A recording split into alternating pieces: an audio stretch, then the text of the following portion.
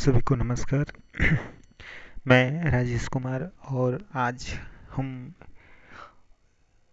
Education से संबंधित BEd, MEd, integrated और बीएड अलग हो, एमएड अलग हो या फिर डीएलएड हो, टीचर के लिए और स्टूडेंट के लिए ये जो मैं पढ़ाने जा रहा हूँ, ये जो मैं आज देने जा रहा हूँ, एक छोटा बच्चा से लेकर के बड़े बच्चे को या हमारे भारत के सभी नागरिकों को ये चीज़ जानना बहुत आवश्यक है। मैं ऐसा मानता हूँ। और क्योंकि इसमें जैसे शिक्षा क्या है, ये सबको जानना जरूरी है। क्या है एजुकेशन? तो ये बहुत ज़रूरी का विषय है। चाहे किसी भी आप फील्ड में क्यों ना हो, आपको ये पता होना चाहिए। तो चलिए हम शुरुआत करते हैं इस चीज़ को।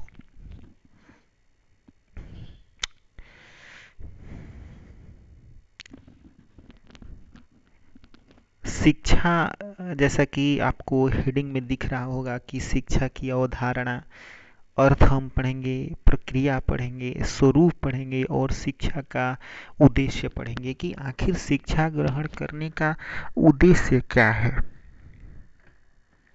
चलिए सबसे पहले हम परिचय देखते हैं। अ, शिक्षा शिक्षा मानव जीवन का एक अत्यंत महत्वपूर्ण पहलू है। मानव जीवन का एक अत्यंत पहलू है महत्वपूर्ण पहलू है, जो न केवल व्यक्तिगत विकास के लिए आवश्यक है। केवल शिक्षा यदि किसी व्यक्ति के द्वारा ग्रहण किया जाता है तो ऐसा नहीं है कि उस व्यक्ति का ही केवल विकास होगा। केवल व्यक्तिगत विकास के लिए आवश्यक नहीं है शिक्षा, बल्कि समाज और राष्ट्र के सामूहिक विकास के लिए अनिवार्य है शिक्षा। यह एक निरंतर चलने वाली प्रक्रिया है जो ज्ञान, कौशल, मान्यताओं, मूल्यों और आस्थाओं के हस्तांतरण में सहायता करती है। शिक्षा एक समग्र प्रक्रिया है जिसमें ज्ञान का संचार, सामाजिक और व्यक्तिगत कौशल का विकास और मूल्य आधारित व्यवहार को सिखाया जाता है। शिक्षा क्या है? समग्र प्रक्रिया है। क्या किया जाता है इसमें? ज्ञान का संचार, सामाजिक और व्यक्तिगत कौशल का विकास और मूल्य आधारित व्यवहार को सिखाया जाता है। शिक्षा का उद्देश्य व्यक्ति को समाज के प्रति जिम्मेदार बनाने के साथ साथ उसे मानसिक, शारीरिक और भावनात्मक रूप से सक्षम बनाना भी है। शिक्षा का अर्थ क्या है? What is the meaning of education? शिक्षा का शब्द का जो उत्पत्ति है वो मूल संस्कृत के शब्द शिक्ष धातु से हुआ है, जिसका अर्थ होता है सीखना या ज्ञान देना या ज्ञान प्राप्त करना। शिक्षा केवल पुस्तकों तक सीमित नहीं है, बल्कि यह जीवन के अनुभवों से जुड़ी एक निरंतर प्रक्रिया है जो व्यक्ति को समाज में समायोजित करने, उसे कौशल और सामाजिक ज्ञान से लैस कराने का कार्य करती है। यह एक ज्ञानवर्धन की प्रक्रिया है जिसमें व्यक्ति का बौद्धिक, शारीरिक और मानसिक विकास होता है।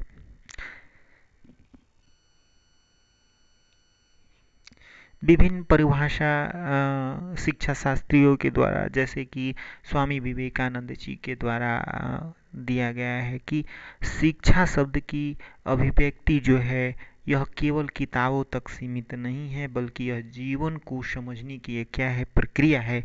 ऐसा विवेकानंद जी कहते हैं कि शिक्षा आखिर क्या है। तो वो कहते हैं कि किताबी ज्ञान ही शिक्षा नहीं है, आप अपने आप के जीवन को समझना, ये शिक्षा है। प्लेटो कहते हैं कि आत्मा के विकास और परम सत्य के प्रति जागरूकता, परम सत्य क्या है इसको जानना ही शिक्षा है। इनके अनुसार शिक्षा की प्रक्रिया की यदि बात करें तो शिक्षा की प्रक्रिया एक संचार और अनुभव के आदान प्रदान पर आधारित है, जिसके माध्यम से व्यक्ति ज्ञान, कौशल और मूल्यों को प्राप्त करता है। यह प्रक्रिया सक्रिय, संवेदनशील और सामाजिक होती है। शिक्षा की प्रक्रिया के निम्नलिखित चरण शामिल होते हैं। क्या है शिक्षा की प्रक्रिया? क्या है शिक्षा की प्रक्रिया? एक संचार और अनुभव के आदान प्रदान पर आधारित होती है। शिक्षा की प्रक्रिया में होता है कि शिक्षा को संचारित की जाती है। शिक्षा एक स्थान से दूसरे स्थान तक उसको ट्रांसफर किया जाता है शिक्षा को, और अनुभवों का आदान प्रदान किया जाता है,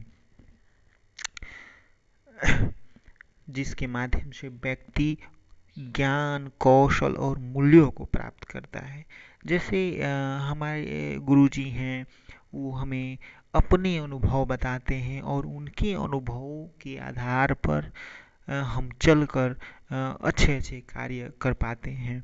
तो ये अनुभव का आदान प्रदान और संचार का पर आधारित होती है शिक्षा की प्रक्रिया, और इसके रास्ते पर चलकर ही हम ज्ञान, कौशल और मूल्यों को प्राप्त करते हैं। यह प्रक्रिया सक्रिय, संवेदनशील और सामाजिक होती है। शिक्षा की प्रक्रिया में निम्नलिखित चरण होते हैं, वो हम देखते हैं। तो जब शिक्षा की प्रक्रिया होगी, प्रोसेस ऑफ एजुकेशन होगा, तो उसमें ज्ञान की प्राप्ति होगा। ये पहला चरण है। यह पहला चरण है जहाँ विद्यार्थी विभिन्न स्रोतों से, पुस्तक से, शिक्षक से, अनुभव से ज्ञान की प्राप्ति करता है। तो शिक्षा की प्रक्रिया का पहला चरण क्या है? ज्ञान प्राप्ति करना। और विभिन्न स्रोतों से, किस स्रोतों से? पुस्तकों से, शिक्षक से, अनुभव से जो है ज्ञान प्राप्ति हो पाती है। चलिए समझ और विश्लेषण दूसरा प्रक्रिया है शिक्षा की।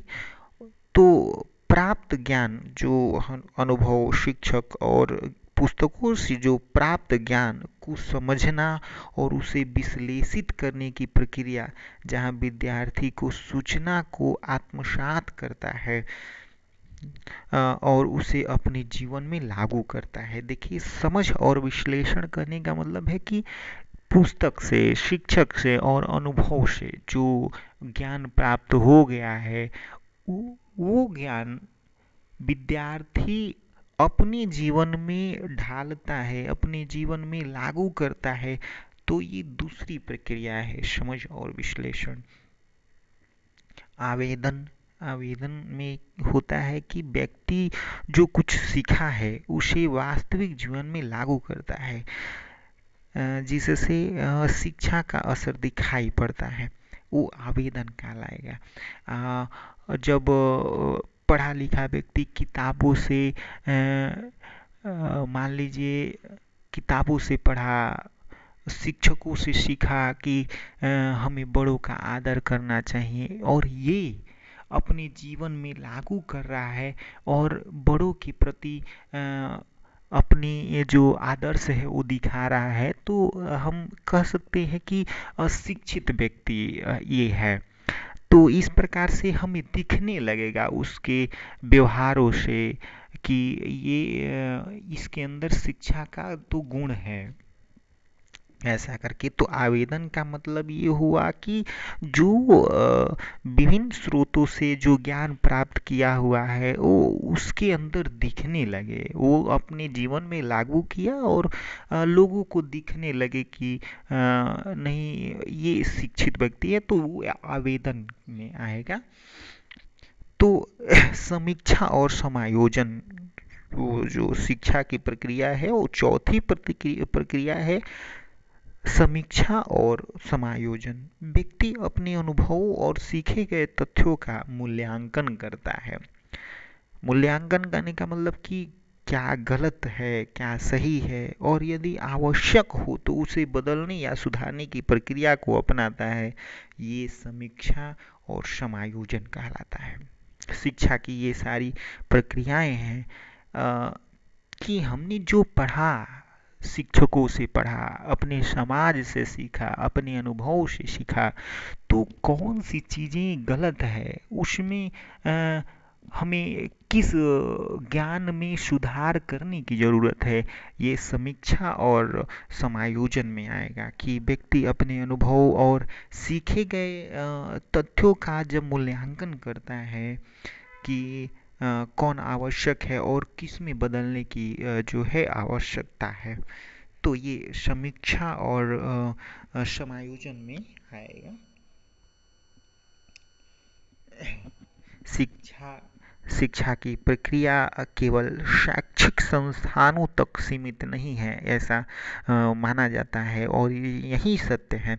बल्कि यह समाज में, परिवार में और व्यक्तिगत अनुभवों के माध्यम से भी होती है। क्या कितनी अच्छी बात है। शिक्षा की जो प्रक्रिया है वो केवल और केवल शैक्षिक संस्थानों में नहीं दी जाती है। शैक्षिक संस्थानों का कहने का मतलब है कि विद्यालय, कॉलेज, विश्वविद्यालय में दी जाने वाली ही ज्ञान शिक्षा नहीं है। समाज में, परिवार में और व्यक्तिगत अनुभव से जो हम ज्ञान प्राप्त करते हैं, अपने जीवन में उस ज्ञान को ढालते हैं, वो हमारी शिक्षा है। शिक्षा का कोई सीमित क्षेत्र नहीं है। हम जहाँ से भी सीख पाते हैं कोई भी चीज़, वो शिक्षा है। चलिए, इसके तहत शिक्षक, विद्यार्थी और समाज की सहभागिता अनिवार्य है। शिक्षक, विद्यार्थी और समाज की सहभागिता अनिवार्य है। चलिए, शिक्षा का स्वरूप कैसा है वो हम देखने का प्रयास करेंगे। कि शिक्षा का स्वरूप समाज की आवश्यकताओं, सांस्कृतिक परिवर्तनों और वैज्ञानिक विकास के अनुसार विकसित होता है। यह शैक्षिक पद्धतियों, पाठ्यक्रमों और संसाधनों के माध्यम से अलग अलग रूपों में व्यक्त होती है। मुख्य रूप से शिक्षा के स्वरूप को निम्नलिखित श्रेणियों में बांटा जा सकता है। पहले फिर से हम शिक्षा का स्वरूप पढ़ना चाहेंगे, देखेंगे कि क्या ये शिक्षा का स्वरूप कैसा होता है। तो शिक्षा का स्वरूप समाज की आवश्यकताओं के अनुसार होता है, सांस्कृतिक परिवर्तनों और वैज्ञानिक विकास के अनुसार विकसित होता है। शिक्षा का स्वरूप शैक्षिक पद्धतियों, पाठ्यक्रमों और संसाधनों के माध्यम से अलग अलग रूपों में व्यक्त होती है। मुख्य रूप से शिक्षा के स्वरूप को हम देखेंगे, जैसे फॉर्मल एजुकेशन है, औपचारिक शिक्षा। ये क्या है? औपचारिक शिक्षा, ऐसे हम टाइप्स भी कहते हैं, how many types of education. So ऐसे औपचारिक शिक्षा, फॉर्मल एजुकेशन, यह एक व्यवस्थित और संरचित शिक्षा प्रणाली होती है जो स्कूलों, कॉलेजों और विश्वविद्यालयों में प्रदान की जाती है।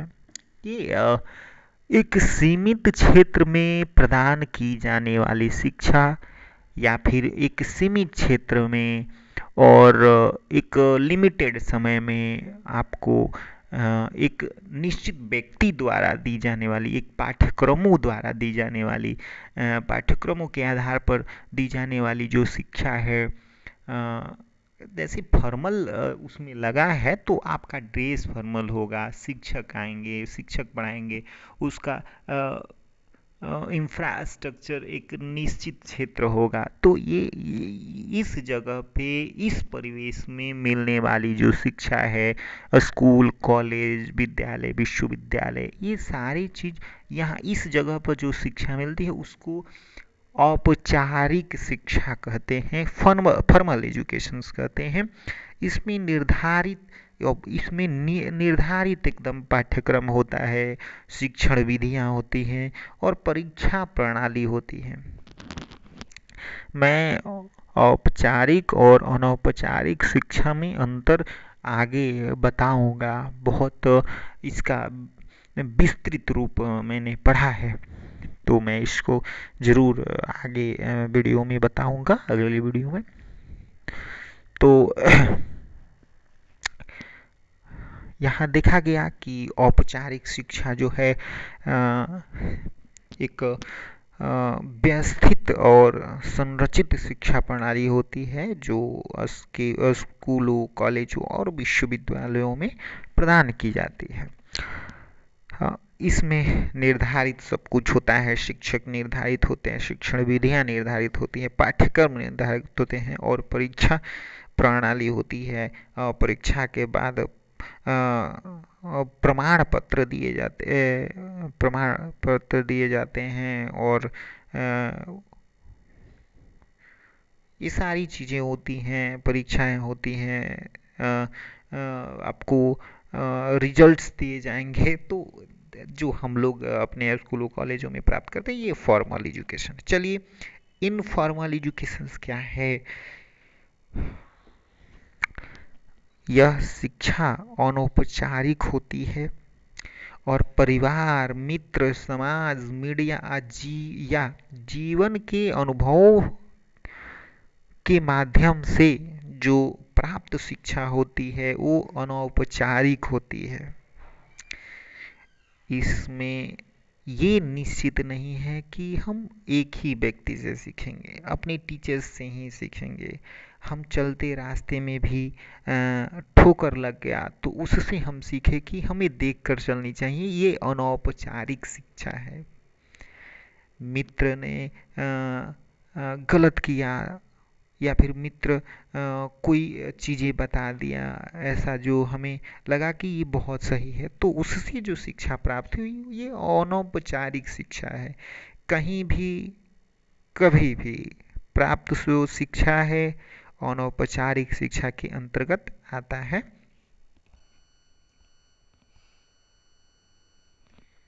इसमें कोई निश्चित संरचना नहीं होती और यह निरंतर चलने वाली प्रक्रिया है। निश्चित संरचना कहने का मतलब है कि कोई निश्चित स्थान नहीं होता है, इसका पाठ्यक्रम नहीं होता है और ये शिक्षा प्राप्त करने के बाद आपको प्रमाण पत्र नहीं दिया जाएगा, आपको रिजल्ट्स नहीं दिए जाएंगे, आपके एग्ज़ाम नहीं लिए जाएंगे। ये सारा चीज़ है वो समझो कि औपचारिक शिक्षा के ठीक विपरीत ये अनौपचारिक शिक्षा है।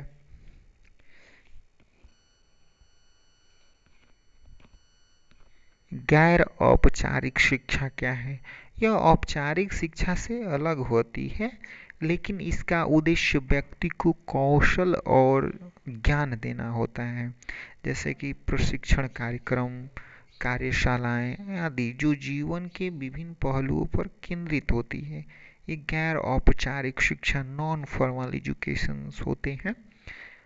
ट्रेनिंग का जो कार्यक्रम होता है वो सारा वो नॉन फॉर्मल एजुकेशन में आता है। तकनीकी शिक्षा वोकेशनल एजुकेशन, यह शिक्षा किसी विशेष पेशेवर कौशल को सिखाने पर केंद्रित होती है। बच्चों को एक पेशे के लिए तैयार किया जाता है इस तरह से, जैसे कि कंप्यूटर विज्ञान, विस्तारात्मक विज्ञान या उद्योग प्रशिक्षण। जैसे कंप्यूटर का जो कोचिंग खुला हुआ है तो तकनीकी शिक्षा के अंतर्गत आएगा। व्यक्तिगत शिक्षा में क्या होता है? यह स्वयं द्वारा अध्ययन करने की प्रक्रिया है जिसमें व्यक्ति अपने व्यक्तिगत रुचियों, प्राथमिकताओं और ज़रूरतों के अनुसार ज्ञान प्राप्त करता है। ये व्यक्तिगत शिक्षा के अंतर्गत आएगा।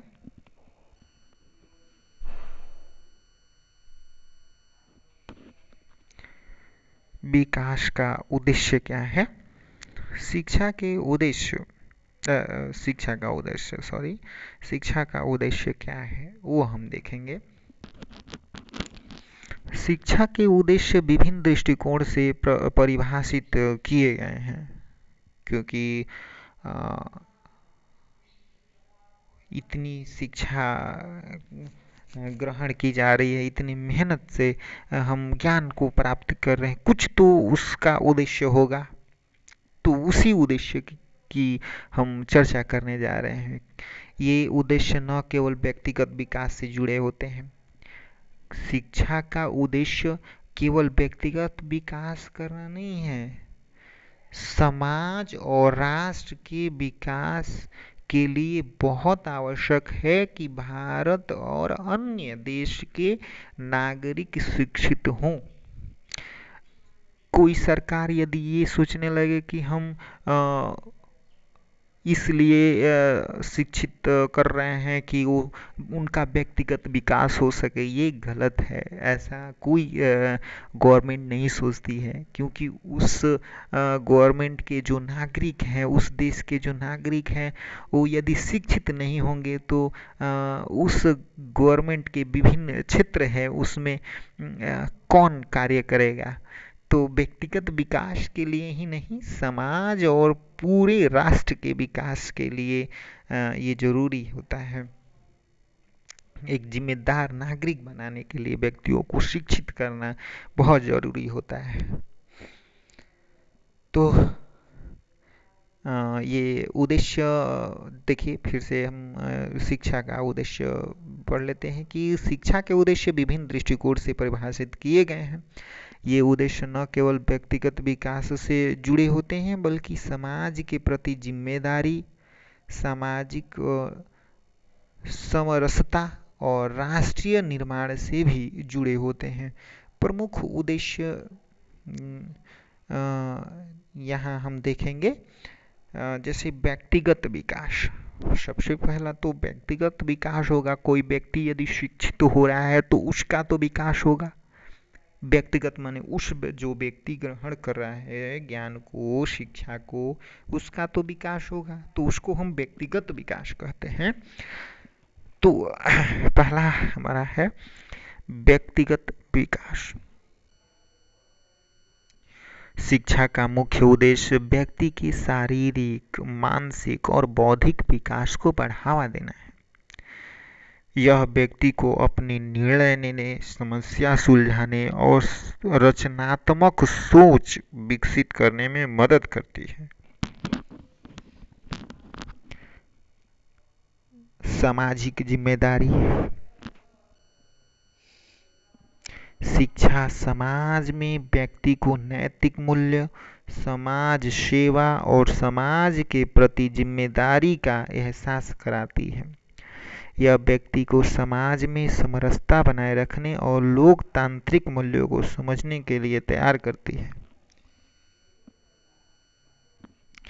राष्ट्र निर्माण। शिक्षा का उद्देश्य राष्ट्र के लिए समर्पित और जिम्मेदार नागरिक तैयार करना है, जो देश के विकास में योगदान दे सके।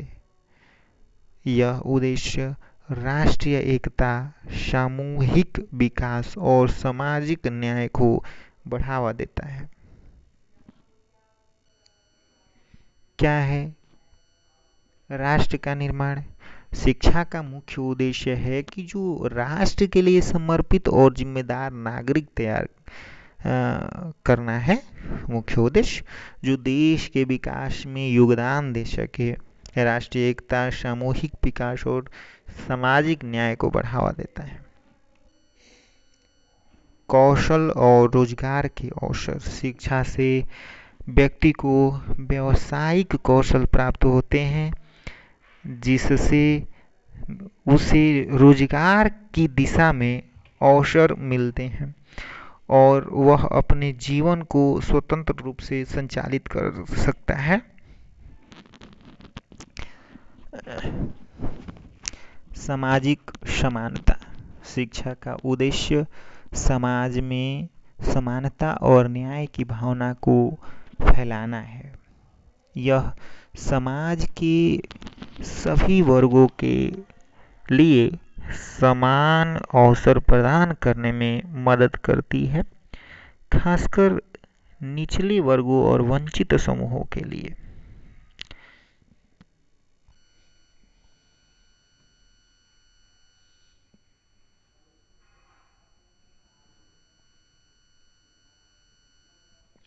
वैज्ञानिक सोच और तकनीकी जागरूकता। शिक्षा का उद्देश्य वैज्ञानिक दृष्टिकोण और तकनीकी विकास को बढ़ावा देना है, जिससे समाज के लोग नवीनतम ज्ञान और प्रौद्योगिकी से अवगत हो सके। निष्कर्ष में हम देखते हैं कि क्या है। शिक्षा केवल एक सिखाने सीखने की प्रक्रिया नहीं है, बल्कि यह एक समाज निर्माण, व्यक्तिगत आत्मनिर्भरता का भी साधन है। इसके माध्यम से व्यक्ति ज्ञान, कौशल और मूल्य प्राप्त करता है, जो उसे न केवल अपने जीवन में सफलता प्राप्त करने में मदद करते, बल्कि उसे समाज और राष्ट्र के प्रति अपनी जिम्मेदारी समझने में भी सक्षम बनाते हैं। शिक्षा का मुख्य उद्देश्य समाज के विकास, राष्ट्रीय समृद्धि और व्यक्तिगत सशक्तिकरण है। धन्यवाद आप सभी का इतना देखने के लिए कि शिक्षा क्या है, शिक्षा का अर्थ, स्वरूप और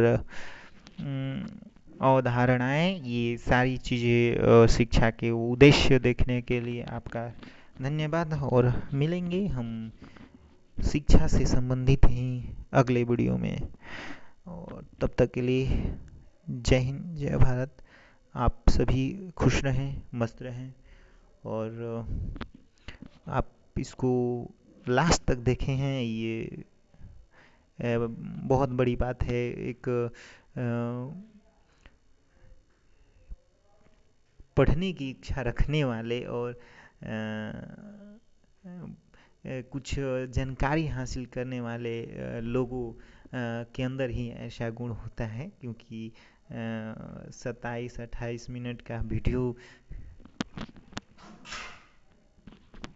लगातार कोई देखे, ये संभव नहीं हो पाता है। तो बहुत बहुत आपका धन्यवाद, नमस्कार और जय हिंद।